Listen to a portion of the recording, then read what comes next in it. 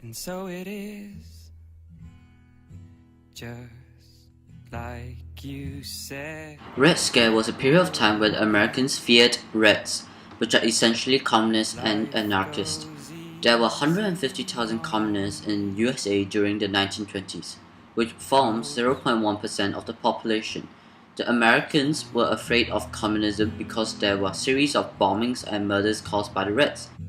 They were afraid that America would soon turn communist because it had overthrown the largest nation in the world, Russia. This led to the deaths of Tsar Nicholas II and President McKinley in 1901. No love, no glory, no hero. There were three main strikes: Seattle General Strike, Boston Police Strike, and Great Steel Strike. The Seattle General Strike began on the 6th of February and ended on the 11th. It was one of the most significant strikes ever to take place in America, involving 65,000 workers in Seattle, Washington. They demanded higher wages. The Boston Police Strike in September 1919 involved 1,100 police demanding higher wages, better working conditions, and shorter working hours. Civilians took advantage of the fact that the streets were unprotected and went on a series of riots and strikes. The local mayor, Andrew J. Peters, summoned the local military unit to restore order on the streets. When the strikes ended, the policemen were all fired and replaced by returning servicemen.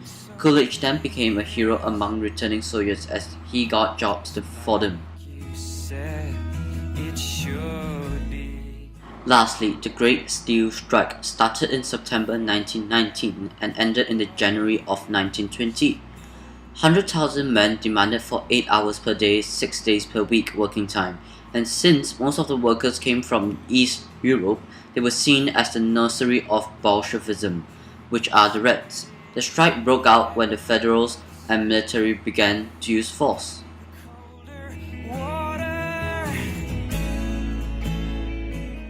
Furthermore, the Reds plotted a bomb attack to kill 36 government officials, and it can be proven as a planned attack as 8 bombs exploded simultaneously in 8 cities on 2nd June 1919.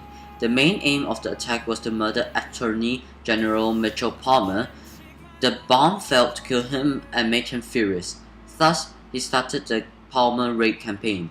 The raid took place on November 1919 and January 1920.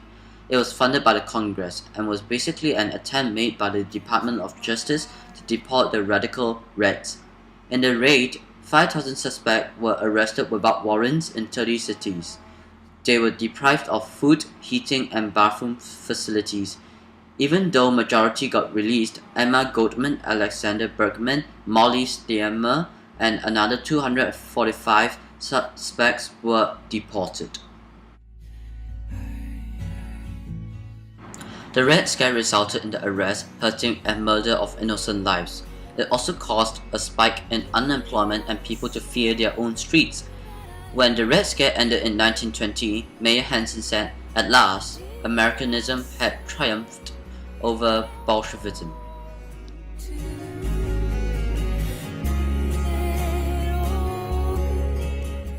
The first Red Scare came in wake of the First World War and the Bolshevik Revolution.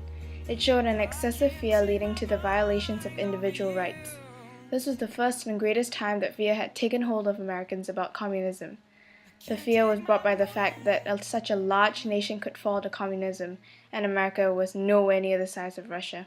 That's when the paranoia struck.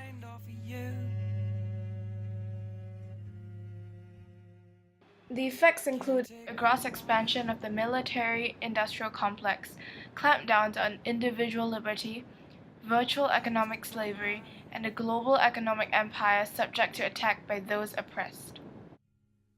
I can't take my mind. The effects of the first Red Scare have had a lasting effect on American history.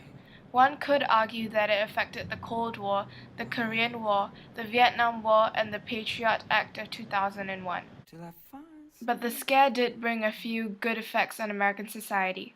Due to the rejection of communist ideas, people concentrated on American ideas, like being a family. After the Red Scare, there were hardly out-of-wedlock births, low divorces, low abortions, and lower crime.